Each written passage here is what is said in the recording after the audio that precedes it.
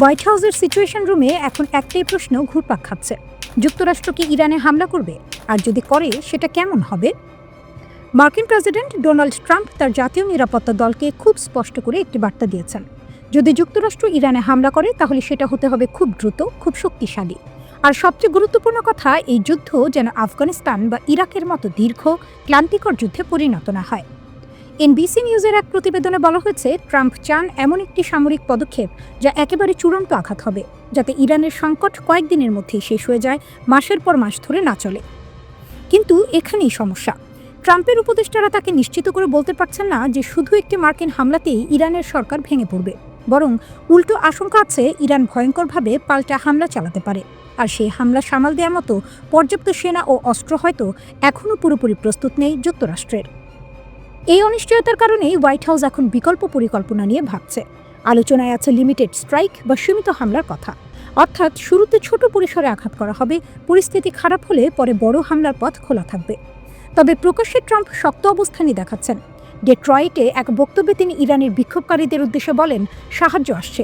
তিনি বলেন, ইরানের পরিস্থিতি খুবই নাজুক। ট্রাম্প সরাসরি ইরানিদের বলেন, তোমরা আন্দোলন চালিয়ে যাও, যারা হত্যা করছে, যারা নির্যাতন করছে তাদের নাম লিখে রাখো, তারা বড় মূল্য দেবে। ট্রাম্প জানান তিনি ইরানের কর্মকর্তাদের সঙ্গে সব ধরনের বৈঠক বাতিল করেছেন, পাশাপাশি ইরানের সঙ্গে ব্যবসা করা দেশগুলোর ওপর নতুন শুল্কও কার্যকর করেছেন। তার ভাষায়, make Iran great again. Iran একসময় মহান দেশ ছিল, কিন্তু এখন কিছু দানব সেটাকে দখল করে নিয়েছে। এরপর ওভাল অফিসে ট্রাম্প বলেন, নতুন গোয়েন্দা তথ্য অনুযায়ী ইরান নাকি বিক্ষোভকারীদের হত্যা বন্ধ করেছে এবং ফাঁসি কার্যকর করার পরিকল্পনাও স্থগিত করেছে। এই দুই বিষয় ছিল তার রেড লাইন, যা অতিক্রম করলে যুক্তরাষ্ট্র সামরিক পদক্ষেপ নিতে পারে।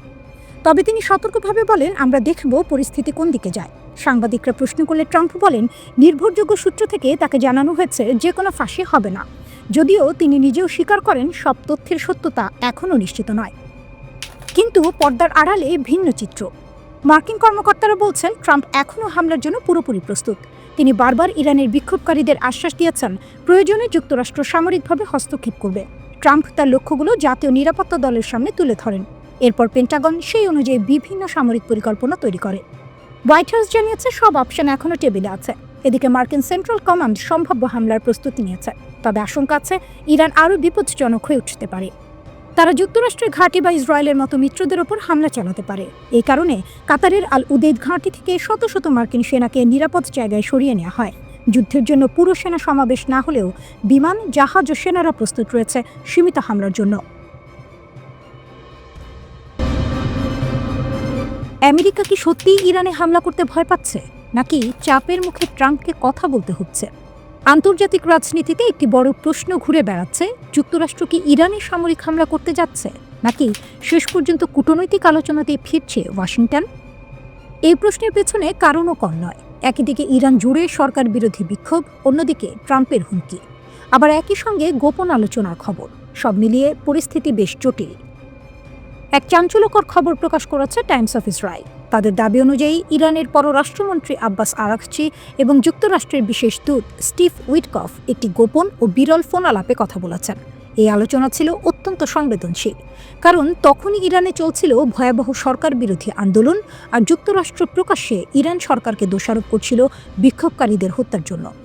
এই কথোপকথনে মূলত তিনটি বিষয় উঠে এসেছে। 1. ইরানের চলমান বিক্ষোভ। 2. পরিস্থিতি কিভাবে নিয়ন্ত্রণে আনা যায়। 3. যাতে পুরো মধ্যপ্রাচ্য একটি বড় যুদ্ধে জড়িয়ে না পড়ে, অর্থাৎ পর্দার আড়ালে হলেও কূটনৈতিক দরজা পুরোপুরি বন্ধ হয়নি। ইরান কি ভয় পাচ্ছে মার্কিন হামলার? ইসরায়েলি গণমাধ্যমগুলো বলছে, এই যোগাযোগ আসলে ইরানের পক্ষ থেকেই এসেছে, কারণ ইরান বুঝতে পারছে যদি পরিস্থিতি আরও খারাপ হয় তাহলে যুক্তরাষ্ট্র সামরিক পদক্ষেপ নিতে পারে। তাই ইরান হয়তো সময় নিতে চাইছে, আলোচনার মাধ্যমে উত্তেজনা কিছুটা কমিয়ে আনার চেষ্টা করছে। এমনকি এক্সিওস দাবি করেছে দুই পক্ষের মধ্যে শিগগিরই সরাসরি বৈঠক হতে পারে, যদিও এখনও কেউ আনুষ্ঠানিকভাবে কিছু স্বীকার করেনি। ট্রাম্পের হুমকি, কথা আর কাজের ফারাক। প্রেসিডেন্ট ডোনাল্ড ট্রাম্প প্রকাশ্যে বারবার বলেছেন, ইরানি বিক্ষোভকারীদের হত্যার দায় সরাসরি সরকারের। তিনি হুঁশিয়ারি দিয়েছেন, আমরা চুপ করে বসে থাকব না। এখানেই আসে সবচেয়ে গুরুত্বপূর্ণ বিষয়। দ্য টেলিগ্রাফ জানিয়েছে, যুক্তরাষ্ট্রের শীর্ষ সামরিক কর্মকর্তারা ট্রাম্পকে হামলা না করতে সতর্ক করেছেন। তাদের যুক্তি, মার্কিন বাহিনী এখনও পুরোপুরি প্রস্তুত নয়, মধ্যপ্রাচ্যে মার্কিন ঘাঁটিগুলো ঝুঁকির মুখে পড়তে পারে, ইরানে হামলা মানেই শুধু ইরান নয়, তার মিত্র গোষ্ঠীগুলোও জড়িয়ে পড়বে। হামলা হলে লেবানন, সিরিয়া, ইরাক সব জায়গায় আগুন ছড়িয়ে পড়তে পারে, অর্থাৎ এটা হবে চেইন রিঅ্যাকশন। হোয়াইট হাউস কি বলছে? হোয়াইট হাউসের প্রেস সেক্রেটারি ক্যারোলিন লেভিট পরিষ্কারভাবে বলেছেন, ট্রাম্প সব অপশন খোলা রাখেন। সামরিক হামলা একেবারে বাদ দেওয়া হয়নি, তবে কূটনীতি প্রথম পছন্দ। তিনি আরও বলেন, ইরান প্রকাশ্যে যা বলছে, গোপনে তারা অন্য বার্তা পাঠাচ্ছে, আর ট্রাম্প সেই বার্তাগুলো গুরুত্ব দিয়ে দেখছেন। ইরানে পাল্টা শক্তি প্রদর্শন।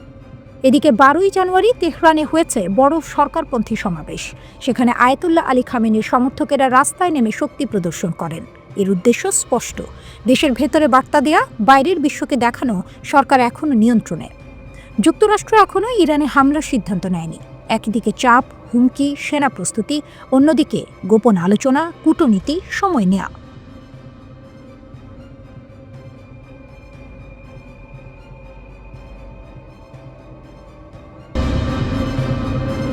ইরান যুক্তরাষ্ট্র সংঘর্ষের নতুন উত্তাপ। ইরানের আকাশে ছিল এক অদ্ভুত নীরবতা। রাতের অন্ধকারে মাত্র 2টি বিমান দেখা গেছে আকাশে, এবং উঠছে শুধু মাহান ইয়ারের 2টি ফ্লাইট। পুরো দেশের বাকি বাণিজ্যিক ট্রাফিক জমে রইল। বিশেষজ্ঞরা বলছেন এটি অস্বাভাবিক নয়, কারণ আঞ্চলিক উত্তেজনার কারণে বিমান চলাচল প্রায় বন্ধ। এই 2 ফ্লাইট এসেছে দক্ষিণ চীনের গুয়াংঝু এবং সেনজেন থেকে, লক্ষ্য সরাসরি তেহরান। মাহানিয়ারকে আগে থেকেই মার্কিন যুক্তরাষ্ট্র সন্দেহ করছে। তারা অভিযোগ করে, এই বিমান সংস্থা ইরানের ইসলামিক রিভলিউশনারি গার্ডসকে অস্ত্র, সরঞ্জাম এবং অর্থ পাঠানোর কাজে যুক্ত। অবশ্য ইরান এই অভিযোগ প্রত্যাখ্যান করেছে। আকাশপথ বন্ধ, ইরানের সীমান্তে যুদ্ধের ছাপ। এই 2 ঘন্টা বিশেষ অনুমতি ছাড়া কেউ উঠতে পারল না। সাধারণ যাত্রী, বাণিজ্যিক বিমান সবাই থেমে গেল। এ যেন আকাশে একটা অদৃশ্য যুদ্ধের ইঙ্গিত। কারণ সাম্প্রতিক সময়ে ইরানের বিমান চলাচল বারবার ব্যাহত হয়েছে। আন্তর্জাতিক নিষেধাজ্ঞা, সেনা সংঘাত, নিরাপত্তা সতর্কতা সবই যেন বিমানগুলোকে দূরে সরিয়ে রাখে। চীনও এবার মাঠে নেমেছে, কিন্তু ছায়া খেলোয়াড়ের মতো। গত অক্টোবর থেকে চীন নীরবে সাহায্য করেছে ইরানের ব্যালিস্টিক মিসাইল প্রোগ্রামে। মার্কিন এবং ইউরোপীয় গোয়েন্দা সূত্র জানিয়েছে, ইরান নিষেধাজ্ঞা অমান্য করে মিসাইল প্রযোজনা চালু করেছে। চীনের কাছ থেকে 2000 টনের সোডিয়াম পারক্লোরেট এসেছে, যা মিসাইলের মূল উপাদান। এ যেন যুদ্ধের ছক এক পাত্রে তৈরি হচ্ছে। আকাশে শান্তি নেই, রাস্তায়ও নেই। উর্মিয়ায় বিক্ষোভকারীরা পুলিশ বাহিনীর সঙ্গে সামনাসামনি লড়ছে। কেউ অবরুদ্ধ রাস্তা থেকে ইট ছুঁড়ে দিচ্ছে, কেউ চিৎকার করছে, ডেথ টু দ্য ডিক্টেটর। কারাগিতে গাড়ি ভেঙে রাখা হয়েছে, দেয়ালে লেখা ডেথ টু কামি। এক একটি শব্দ যেন মৃত্যুর ঝড়ের বার্তা। চীন সরাসরি যুক্তরাষ্ট্রকে দমিয়ে বলল, আপনি অন্য দেশের অভ্যন্তরীণ বিষয়ে হস্তক্ষেপ করছেন, আন্তর্জাতিক আইন মেনে চলুন। রাশিয়া একসাথে যোগ করলেও যুক্তরাষ্ট্রের কর্মকাণ্ড আন্তর্জাতিক নিয়ম বাহিত ব্যবস্থাকে ধ্বংস করছে। আমরা তেহরানের পাশে রয়েছে। আন্তর্জাতিক চাপ, কূটনৈতিক আক্রমণ, কিন্তু তেহরানও পিছপা নয়। ইরানের পররাষ্ট্রমন্ত্রী আব্বাস আরাকচি জানালেন, আমরা যুদ্ধের জন্য প্রস্তুত, কিন্তু সংলাপও খোলা। আমাদের সেনারা সর্বোচ্চ প্রস্তুতিতে। যদি মার্কিন বা ইসরায়েলি ভুল থাকে, আমরা কঠোরভাবে প্রতিক্রিয়া দেখাব। যুক্তরাষ্ট্র ইতিমধ্যেই নাগরিকদের সতর্ক করেছে, ইরান ছাড়ুন।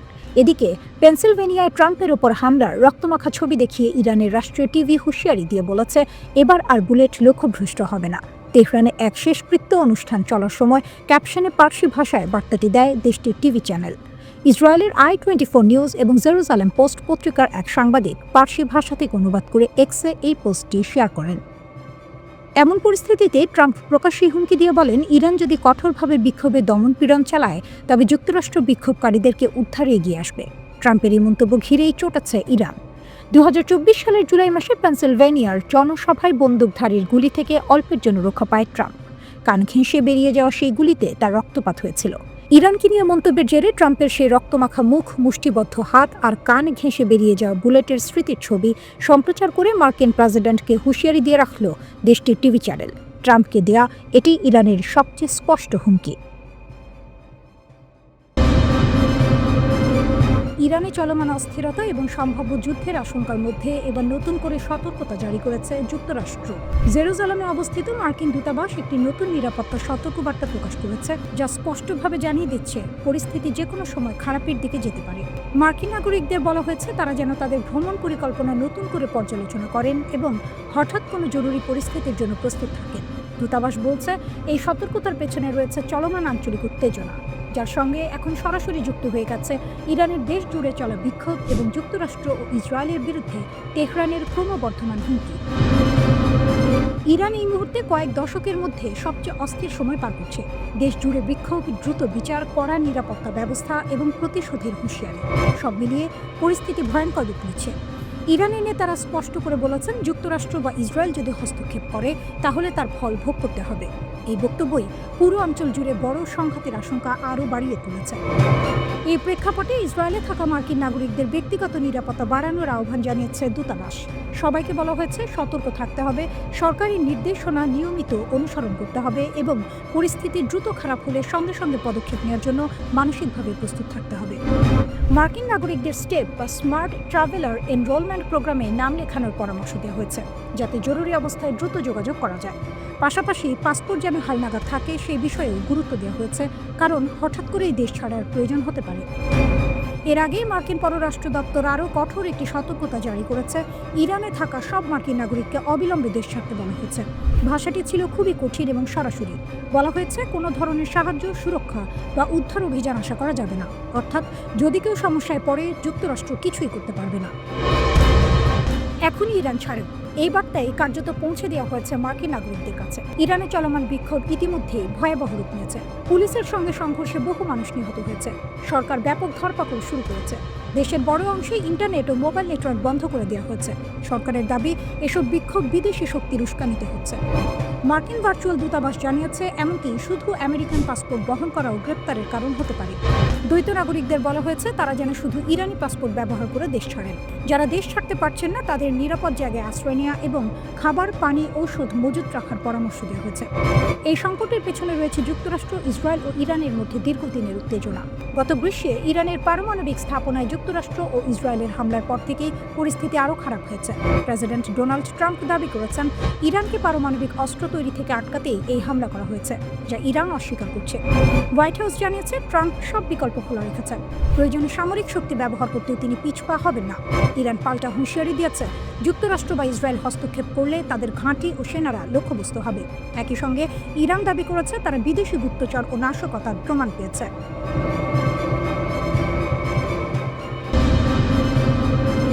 ইরান প্রকাশ্যে বলে দিচ্ছে, আমাদের দিকে তাকানোর চোখটাই উপড়ে ফেলব। কোনো সিনেমার সংলাপ না, এটা এসেছে ইরানের ইসলামিক রেভলিউশনারি গার্ড কর্পস IRGCর শীর্ষ কমান্ডারের মুখ থেকে।